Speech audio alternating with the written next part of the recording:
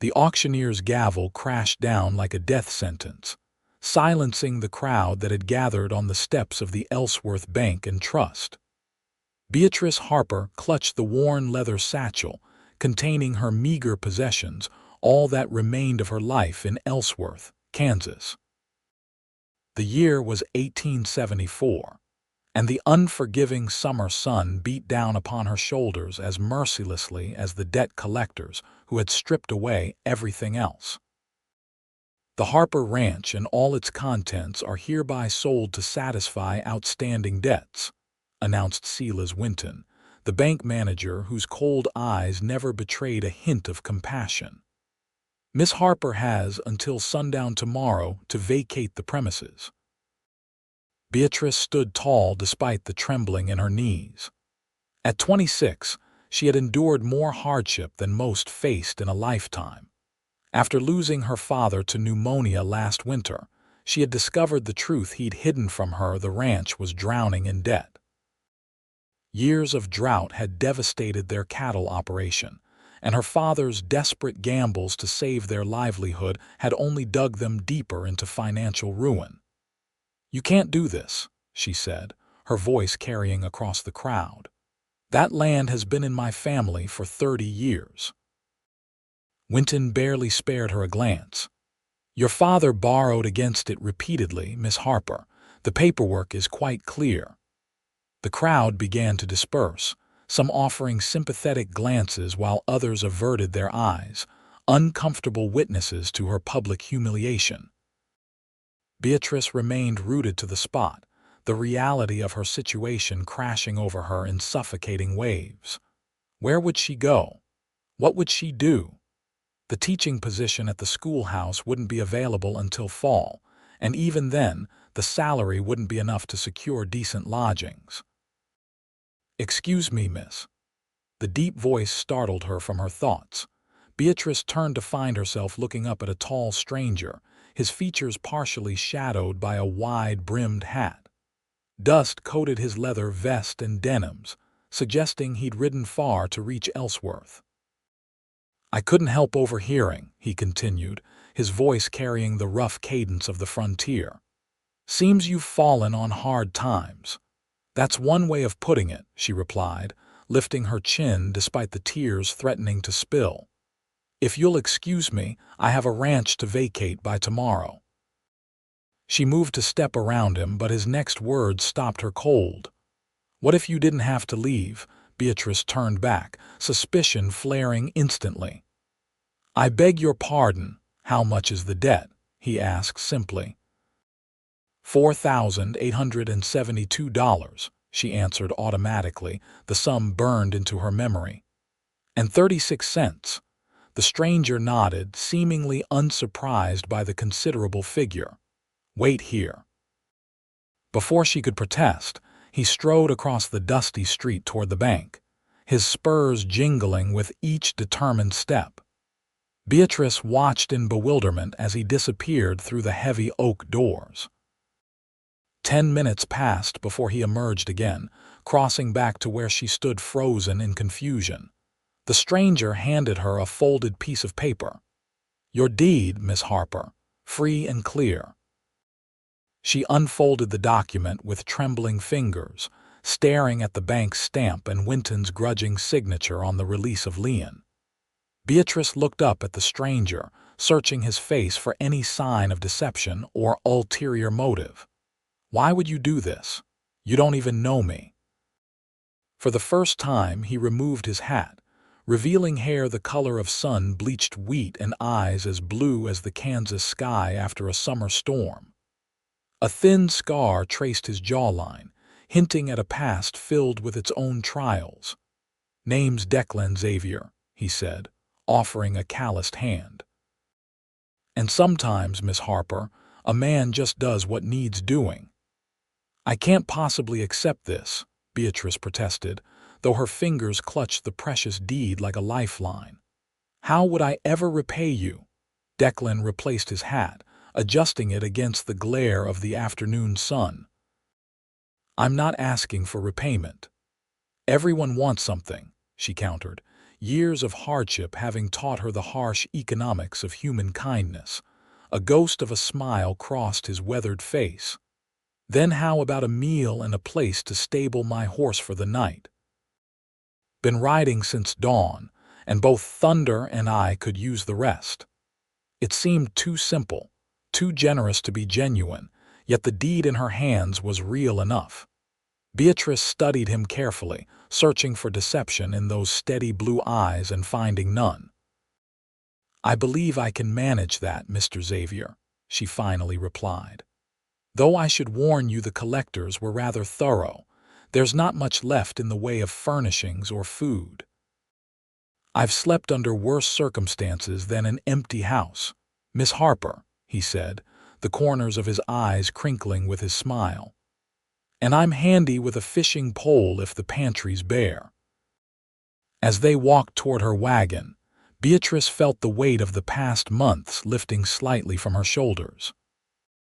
She didn't know why this stranger had chosen to intervene in her life, but for the first time since her father's death, she felt a flicker of hope warming the cold despair that had become her constant companion. "It's a fair distance to the ranch," she said, climbing onto the wagon seat. "About 7 miles south of town." Declan nodded, untying his horse, a magnificent black stallion, from the hitching post. "Lead the way, Miss Harper. Thunder and I will follow." The journey to the Harper ranch passed in contemplative silence. Beatrice's mind churned with questions about her mysterious benefactor, but she held her tongue, knowing that answers would come in their own time. As they crested the final hill and the ranch came into view, she felt a fresh pang of grief mixed with relief. The modest 2-story house stood as it always had, weathered clapboards painted white though now peeling in places from neglect. The barn needed repairs. Its red paint faded to a dusty rose, and several fence posts had rotted through. But it was still home, still hers, thanks to the quiet man riding beside her wagon. "It's not much," she said as they approached, suddenly seeing the place through a stranger's eyes. "But it was enough for us." "Good land," Declan observed, surveying the rolling pastures that stretched toward the distant line of cottonwoods marking the creek boundary. "Needs work, but the bones are strong." They pulled up to the house just as the sun began its descent toward the western horizon. Beatrice climbed down from the wagon, her legs stiff from the ride and the day's emotional turmoil. "You can stable your horse in the barn," she said, gesturing toward the structure. "I'll see what I can put together for supper." Declan nodded, leading Thunder toward the barn while Beatrice climbed the porch steps, each one creaking a familiar welcome home. Inside, the house was indeed as sparse as she'd warned. The debt collectors had taken most of the furniture and anything of value, leaving only the heaviest pieces and those with no resale worth. Her father's rocking chair still occupied its place by the hearth, and the kitchen table remained, though the chairs were gone. The cast iron cookstove, too heavy to move easily, stood cold against the wall. Beatrice set about lighting it, grateful for the stack of firewood that had been deemed too troublesome to haul away. When Declan entered some time later, he carried a string of fat catfish and a bundle of wild onions. "Creeks running high after last week's rain," he explained. "These practically jumped onto the hook." "That's a sight better than the cornmeal and beans I was planning," Beatrice admitted, taking the fish gratefully. While she prepared the meal, Declan moved about the house, assessing its condition with a craftsman's eye. He disappeared briefly, returning with a crate that he upturned to serve as a makeshift seat. "Found a few of these in the barn," he explained. "Thought they might serve until proper chairs can be acquired." They ate their simple meal by lamplight, the fish crisp and flavorful, supplemented by the last of Beatrice's cornbread. As the evening deepened around them, she finally gathered the courage to ask the question that had been burning in her mind since town. Mr. Xavier, why did you pay my debt? The truth, please." Declan set down his tin cup, considering her question with the same deliberation he seemed to apply to everything. "5 years ago," he began, his voice low against the night sounds filtering through the open windows, "I lost everything in a fire. My ranch in Colorado, livestock, even my wife. Some folks in a nearby town took me in, nursed me back to health, gave me work when I could stand again. Never asked for a thing in return." He looked up, meeting her gaze directly. "When I saw you standing there today, about to lose everything just like I did, I figured it was time to pass that kindness along." "I'm sorry about your wife," Beatrice said softly. "That must have been terribly painful." "It was," he acknowledged with a nod. "Still is some days. But life continues, whether we're ready for it or not." "That it does," she agreed, thinking of her own losses, "though I can't say I've handled it with much grace." "You're still standing," Declan observed. "That's grace enough." The simple truth of his words resonated deeply. They sat in companionable silence as darkness settled completely around the house. "The spare bedroom upstairs should still have a bed," Beatrice finally said. "It's not much, but it's clean." "I appreciate it," he replied. "I'll head out at first light, leave you to get your bearings." Something in his tone suggested he was accustomed to temporary arrangements, to moving on before connections could deepen. Beatrice found herself surprisingly reluctant to see him go so soon. "You could stay a few days," she offered hesitantly, "if you've nowhere pressing to be. The ranch needs work, and I could use the help before I try to get it running again." Declan studied her face in the lamplight. "Are you sure about that, Miss Harper? You hardly know me." "I know you paid off a debt that wasn't yours and asked nothing in return," she replied simply. "That tells me enough about your character to feel safe offering you hospitality." A smile softened his weathered features. "In that case, I'd be happy to lend a hand, but only if you'll start calling me Declan. Mr. Xavier makes me feel like I should be wearing a tie." Beatrice laughed, the sound surprising her after so many months of grief and worry. "Only if you'll call me Beatrice or B. Most folks do." "Beatrice," he repeated as if testing the name. "It suits you." As she showed him to the spare room and bid him good night, Beatrice wondered at the strange turn her life had taken. That morning, she had awakened expecting to lose everything. Now, she was offering lodging to the mysterious stranger who had saved her home. Life indeed continued, sometimes in the most unexpected ways. Morning arrived with golden light streaming through the worn curtains of Beatrice's bedroom window. For the first moment between sleep and wakefulness, the events of the previous day seemed like a dream. Then reality settled in. Her home was safe, but a stranger slept down the hall, a man who had paid a small fortune to rescue her from financial ruin. The floorboards in the hallway creaked, indicating Declan was already awake. Beatrice dressed quickly in a simple blue cotton dress, pinning her chestnut hair into a practical bun before making her way downstairs. She found him in the kitchen, stirring a pot of coffee over the newly stoked stove. "Hope you don't mind," he said, glancing up at her approach. "Figured you could use a strong cup after yesterday." "You figured correctly," Beatrice replied, retrieving the only 2 unbroken mugs the collectors had left behind.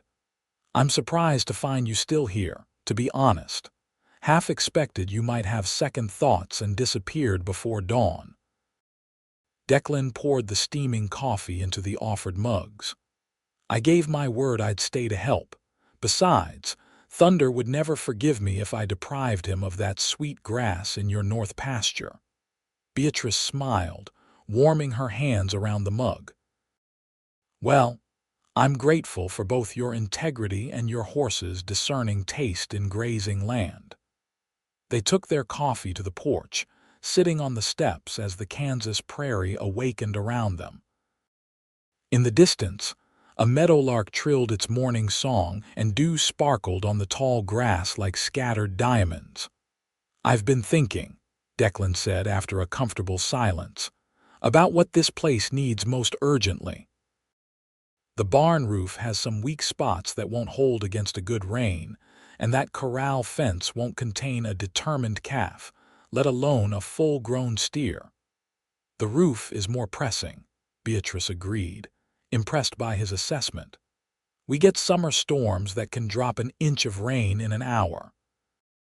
But I don't have materials for repairs, and after yesterday, I doubt Mr. Winton at the bank would extend me credit for a single nail." Declan nodded thoughtfully. "I noticed Henderson's lumber mill as we rode in yesterday. I've got enough funds to purchase what we need." "I can't let you spend more money on my behalf," Beatrice protested. "You've done far too much already." "Consider it an investment," he countered. "Can't very well sleep in a barn with a leaky roof, can I?" Before she could argue further, he rose to his feet. "I'll ride into town, get what we need. Make a list of anything else that's urgent: food, supplies, whatever would help get you back on your feet." Reluctantly, Beatrice fetched paper and pencil, jotting down essentials they would need to make the ranch functional again. As she watched Declan ride away, his broad shoulders straight in the saddle, she wondered again at the unlikely turn of events that had brought him to her doorstep. The morning passed slowly as Beatrice tackled the interior of the house. Without most of the furniture, cleaning was easier than usual, and she found a certain satisfaction in restoring order to the rooms that remained. By midday, the floors were swept, windows washed, and fresh wildflowers adorned the kitchen table, small touches that made the stripped-down house feel more like home again. She was hanging laundry in the side yard when Declan returned, his wagon loaded with lumber, roofing materials, and several crates of supplies.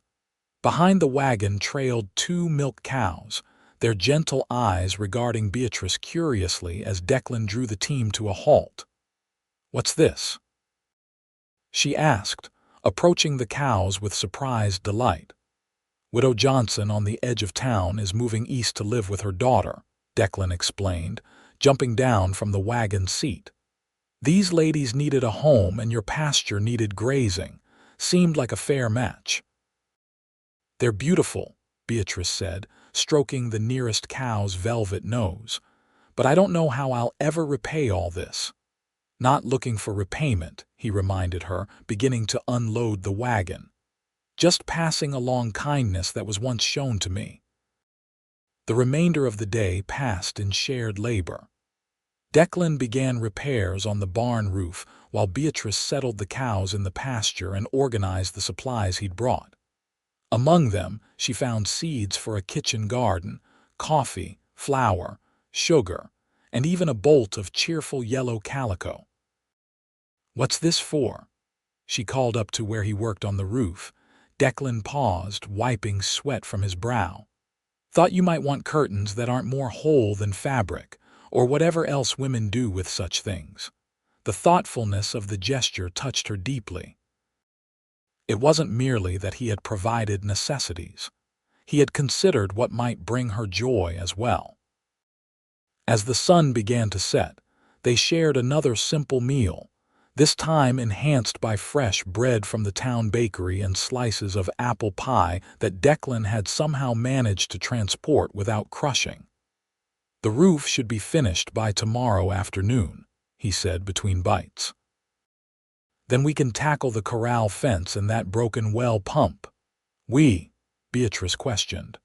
"I thought you were just staying a few days." Something flickered across his expression, hesitation, perhaps, or uncertainty. "Unless you're eager to see the back of me, I figured I might stay until the most pressing repairs are done. Week or 2, maybe." "I'm not eager to see the back of you at all," she admitted, surprising herself with her candor. "I just don't want to take advantage of your generosity." "You're not," he assured her. "Truth is, it feels good to have purpose again. Been drifting too long." His words opened a door to questions she had been too polite to ask. "Where were you headed before you stopped in Ellsworth?" Declan set down his fork, considering the question. "Nowhere particular. After the fire, I spent some time working cattle drives, then breaking horses for the army. Good money, but nothing that felt like putting down roots, so I've just been following the wind, I suppose." "And now the wind has blown you here," Beatrice observed. "Seems that way," he agreed with a slight smile. "Though I must say, the company here is far better than what I'm accustomed to on the trail." A flush of warmth colored her cheeks at the compliment. "Well, I'm grateful the wind has good judgment then." Their eyes met across the table, and something unspoken passed between them, an acknowledgement that whatever circumstances had brought them together, neither was entirely displeased by the arrangement. The days that followed established a rhythm of shared work and growing companionship. Declan proved to be as skilled with carpentry as he was with horses, methodically addressing the ranch's most critical needs. The barn roof was mended, the corral fence rebuilt, and the well pump repaired to produce a steady flow of clear, cold water. Beatrice, meanwhile, planted the kitchen garden, tended the cows, and transformed the house with small touches: new curtains from the yellow calico, wildflower arrangements, and furniture fashioned from crates and salvaged lumber under Declan's guidance.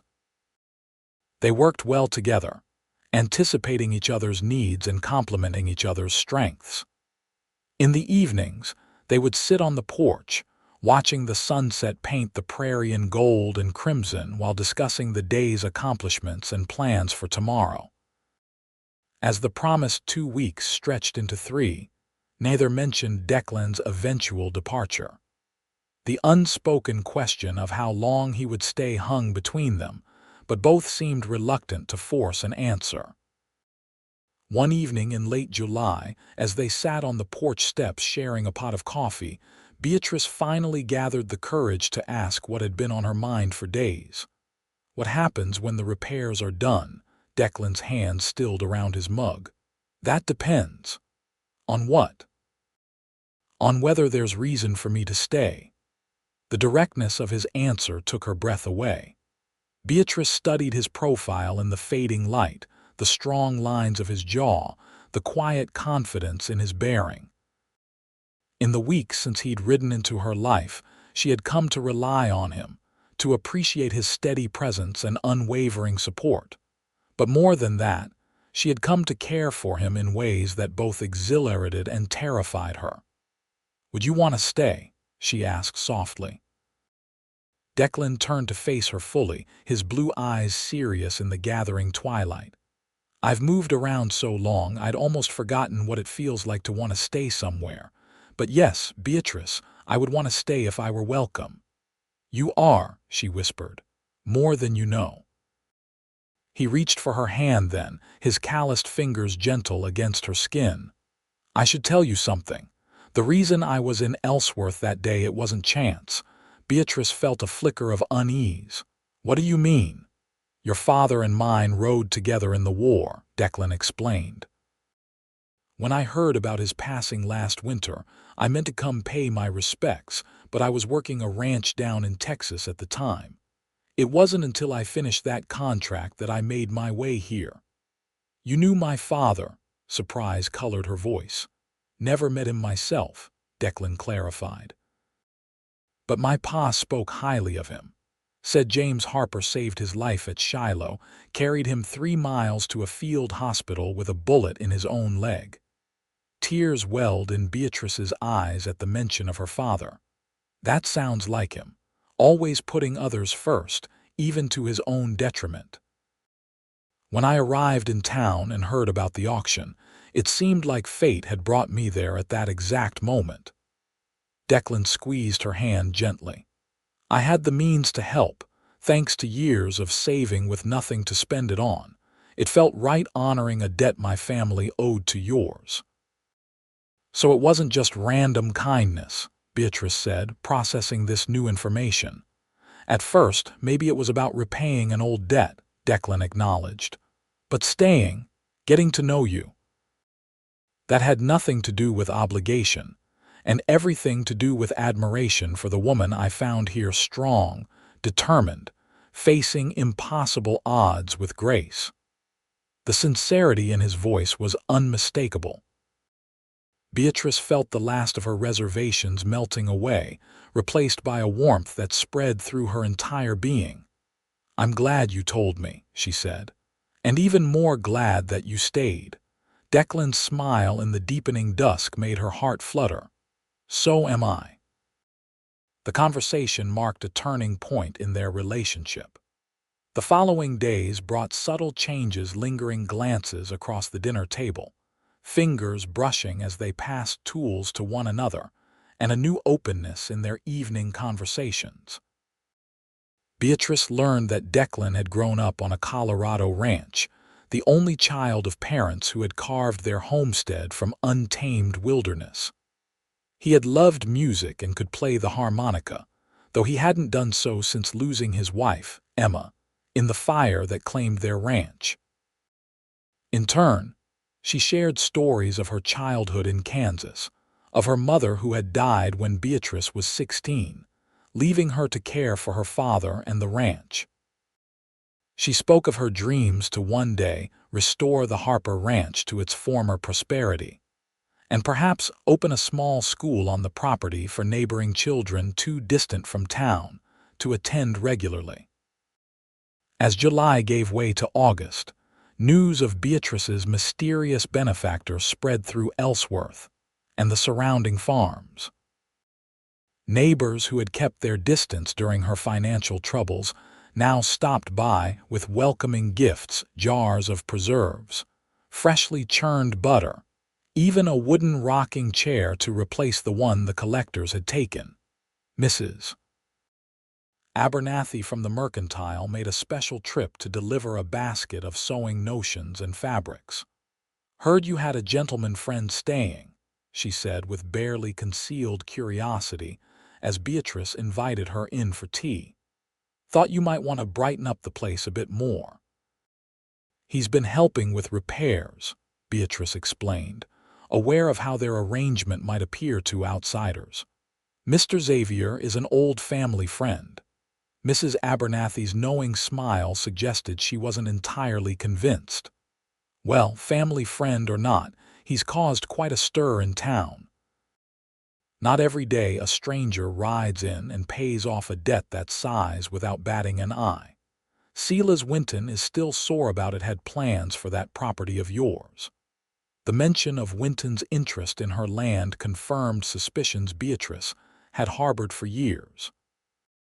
The banker had made several offers to buy the ranch during her father's illness, each one lower than the last as their financial situation deteriorated. "I'm grateful Mr. Xavier arrived when he did then," Beatrice replied diplomatically, after Mrs. Abernathy departed, laden with fresh eggs and garden vegetables as thanks for her thoughtfulness. Beatrice found Declan in the barn, crafting a new stall divider. "We're causing gossip," she informed him, leaning against the doorframe. Declan looked up from his work, a smile playing at the corners of his mouth. "Is that so?" Mrs. Abernathy just paid a very transparent visit to inspect the stranger who's taken up residence at the Harper Ranch.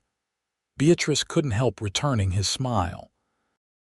"I believe half the county will know by sundown that you're still here." "And does that bother you?" he asked, setting down his tools. Beatrice considered the question seriously. "Not the gossip itself, but I worry about your reputation. A single man living under the same roof as an unmarried woman, people will talk." Declan crossed the barn to where she stood, close enough that she could catch the scent of sawdust and leather that had become so familiar. "Let me worry about my reputation," he said softly. "Unless you're concerned for yours. I've never much cared what people think," Beatrice admitted, "but I'd hate for you to feel uncomfortable in town because of me." Declan's gaze held her steadily. "Beatrice, The only thing that would make me uncomfortable is if you asked me to leave." The air between them seemed to vibrate with unspoken feelings. Beatrice found herself acutely aware of his proximity, of the slight rise and fall of his chest with each breath, of the warmth radiating from his tall frame. "I don't want you to leave," she whispered, the words barely audible even in the quiet of the barn. Declan raised a hand to her face, gently tucking a stray lock of hair behind her ear. The touch sent a shiver through her that had nothing to do with the summer heat. "Then I'll stay," he promised. "As long as you'll have me." The moment stretched between them, taut with possibility. Then, with deliberate slowness, Declan lowered his head and pressed his lips to hers. The kiss was gentle, questioning, giving her every opportunity to pull away. But Beatrice found herself leaning into it instead, her hands coming to rest against his chest as she returned the kiss with a fervor that surprised them both. When they finally parted, both slightly breathless, Declan rested his forehead against hers. "I've been wanting to do that for weeks." "What took you so long?" Beatrice asked, her voice teasing despite the flush in her cheeks. "Wanted to be sure you wouldn't slap me for my presumption," he replied with a low chuckle. "I still might," she warned playfully, "if you don't do it again." His laugh warmed her more than the August sun as he pulled her closer for another kiss, this one deeper and more certain than the first. That evening they sat closer together on the porch steps, her hand nestled in his as they watched fireflies begin their nightly dance above the meadow grass. The simple pleasure of this physical connection, fingers intertwined, shoulders touching, felt both novel and completely natural.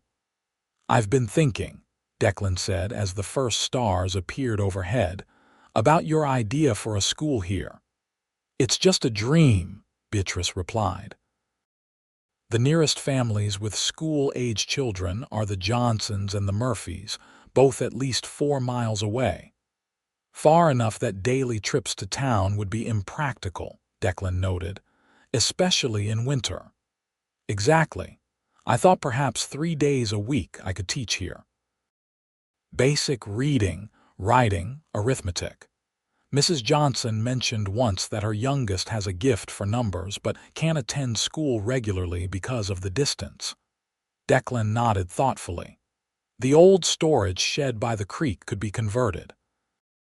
Good location, plenty of natural light if we added windows on the east wall.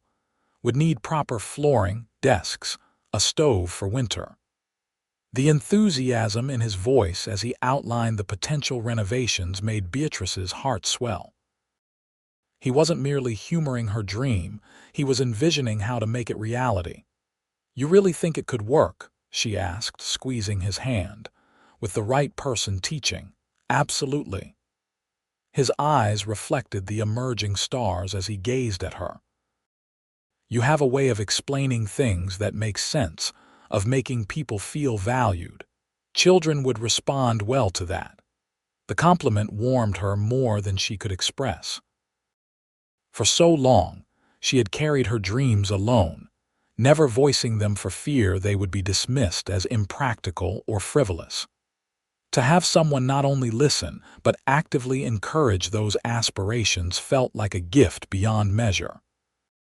As summer faded into autumn, the Harper Ranch underwent a transformation that mirrored the changing relationship between its inhabitants. Under Declan's skilled hands, broken fences were mended, weathered siding replaced, and the neglected garden expanded to include fruit trees and berry bushes that would yield harvests in years to come. Beatrice, meanwhile, threw herself into preparations for the small school she hoped to open after harvest. She corresponded with her former teacher in Topeka, who sent a crate of used primers and arithmetic books. The old storage shed was cleaned out, its dirt floor replaced with wooden planking, and simple desks constructed from reclaimed lumber. Word spread among the outlying farms, and by September, 5 families had expressed interest in sending their children to Miss Harper's school, 3 days each week. The prospect both thrilled and terrified Beatrice, who spent evenings planning lessons by lamplight while Declan crafted a proper blackboard from a sheet of slate he'd hauled all the way from Wichita. Their evenings inevitably ended with shared moments on the porch, sometimes talking late into the night about their hopes for the ranch's future, sometimes sitting in comfortable silence as they watched the moon rise over the prairie. And always, there were kisses tender at first, then increasingly passionate as their feelings deepened.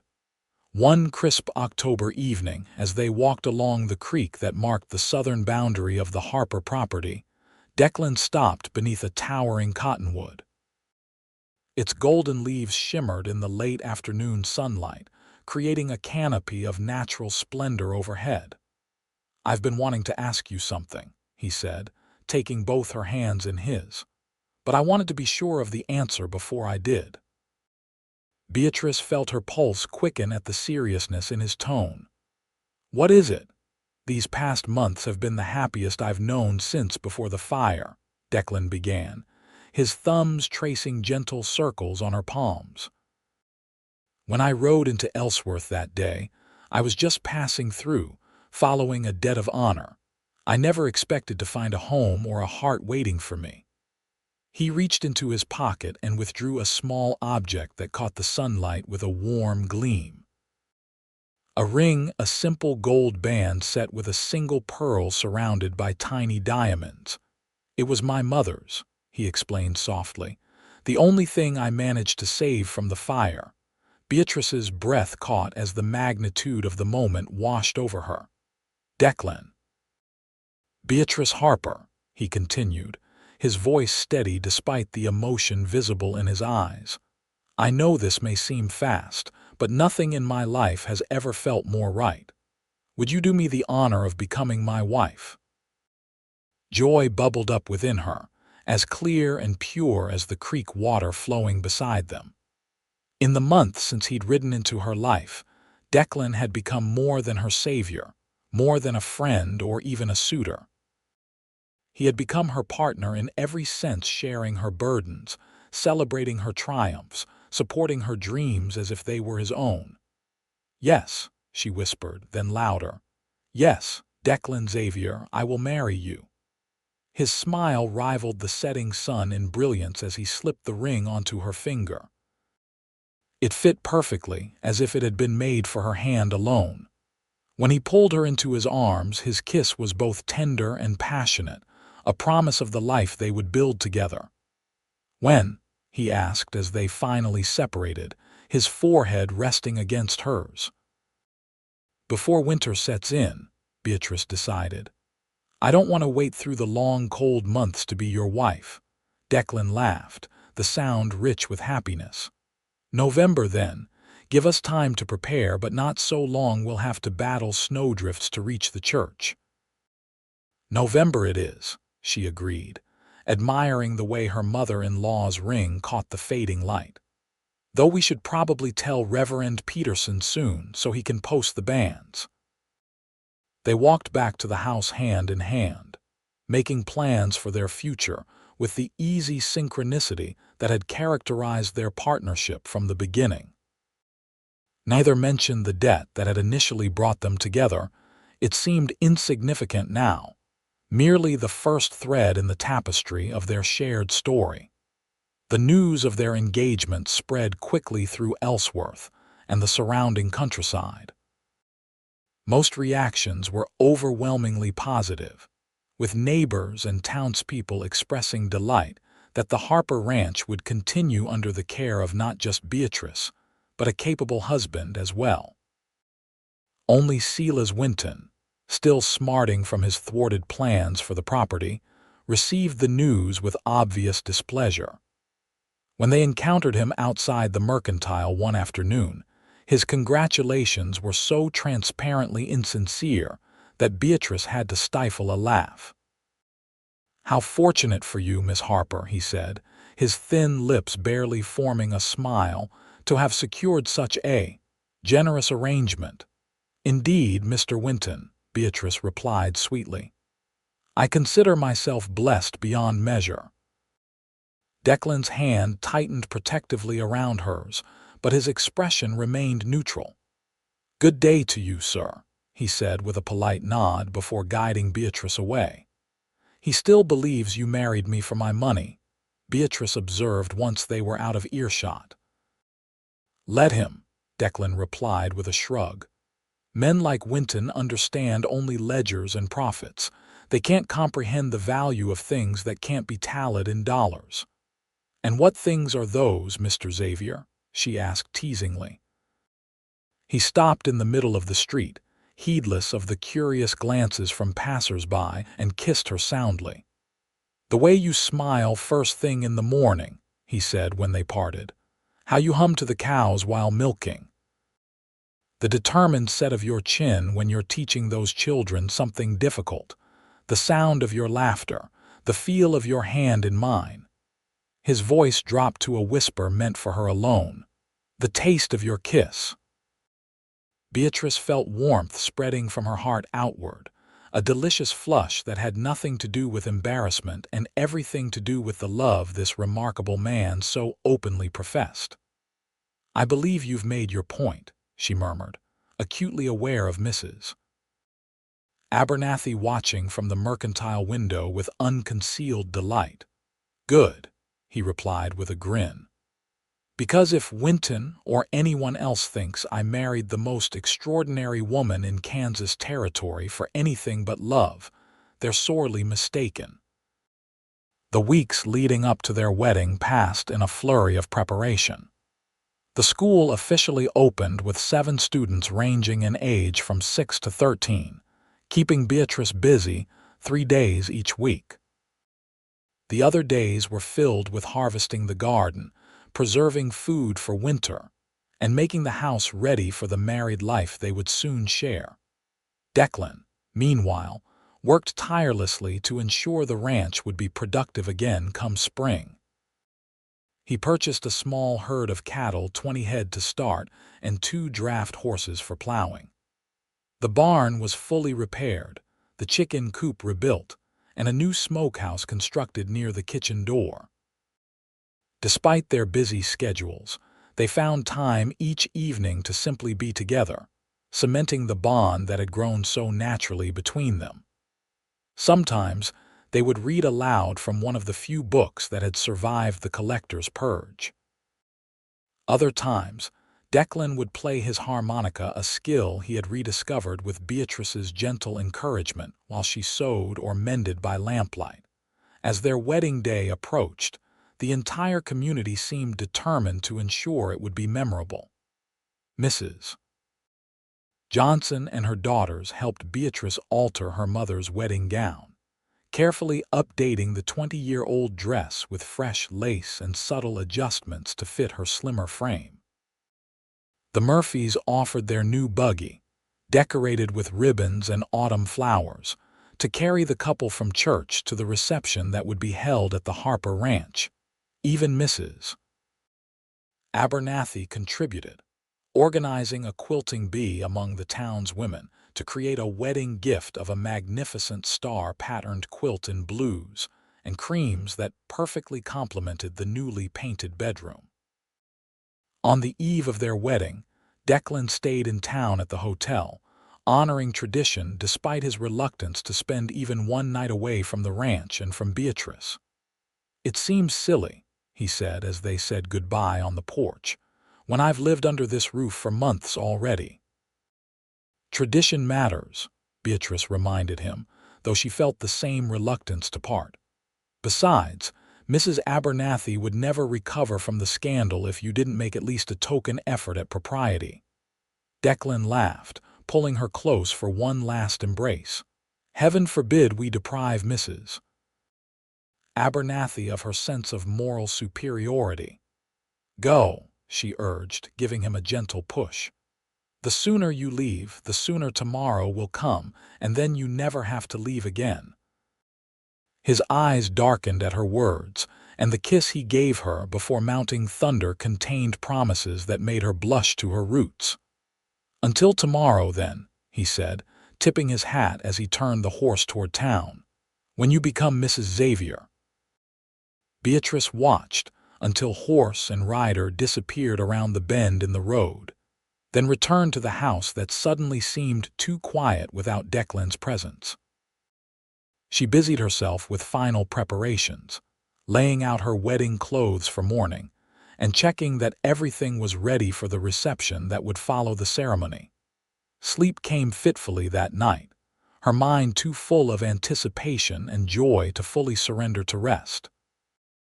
She rose before dawn, watching the eastern sky lighten from indigo to pink from her bedroom window. Today, she would marry the man who had saved not just her ranch but her heart, who had shown her that life could offer second chances when all seemed lost. The November morning dawned clear and unseasonably warm, as if nature itself approved of the union about to take place. Beatrice dressed with care, assisted by Mrs. Johnson and her eldest daughter, who arrived early to help with her hair and the intricacies of the vintage gown. "You look absolutely beautiful," Mrs. Johnson declared when the final touches were complete. "Your parents would be so proud."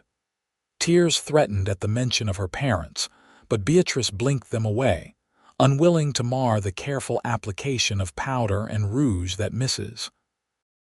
Johnson had insisted upon. "I like to think they would approve," she said, smoothing the ivory satin of the gown, "of both the dress and the groom." "That man adores you," Mrs. Johnson said with the certainty of someone who had observed true devotion. "Anyone with eyes can see it." The journey to town passed in a blur of nervous excitement. The small white church was filled to capacity when they arrived, neighbors and townspeople alike having turned out to witness the union of Beatrice Harper and Declan Xavier. As Mrs. Johnson's husband escorted her down the aisle, standing in for the father who could not be there, Beatrice had eyes only for Declan, waiting at the altar in a new suit of dark blue. His expression as he watched her approach contained such raw emotion that it nearly took her breath away. "Dearly beloved," Reverend Peterson began once she reached Declan's side, his hand warm and steady as it clasped hers. "We are gathered here today in the sight of God and this company to join this man and this woman in holy matrimony." The ceremony itself was traditional and brief.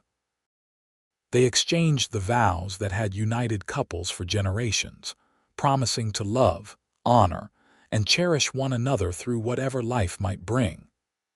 When Declan slipped a gold band to join the pearl ring on her finger, his hands were steady but his eyes shone with unshed tears of joy. "I now pronounce you husband and wife," Reverend Peterson declared. "What God has joined together, let no man put asunder." With a smile, he added, "You may kiss your bride." Declan needed no further invitation. His kiss was tender yet filled with promise, appropriate for a church setting yet conveying the depth of his feelings in a way that left Beatrice breathless. The congregation erupted in applause as they turned to face them as Mr. and Mrs. Xavier. Even Silas Winton, seated near the back, managed a grudging nod of acknowledgement as they passed. The reception at the ranch lasted well into the evening, with neighbors bringing dishes to share and musicians from town providing lively tunes for dancing in the yard. Lanterns hung from tree branches created a magical atmosphere as twilight descended, and the November air remained mild enough for comfort. Beatrice found herself passed from partner to partner for traditional dances, but her eyes continually sought Declan, who seemed equally unable to keep his gaze from following her. When they finally came together for a waltz as the evening drew to a close, the rightness of being in his arms again made her sigh with contentment. "Happy, Mrs. Xavier?" he asked softly, guiding her in graceful circles around the makeshift dance floor. "Completely," she replied, resting her head against his shoulder momentarily. though I confess I'll be happier still when our guests have departed."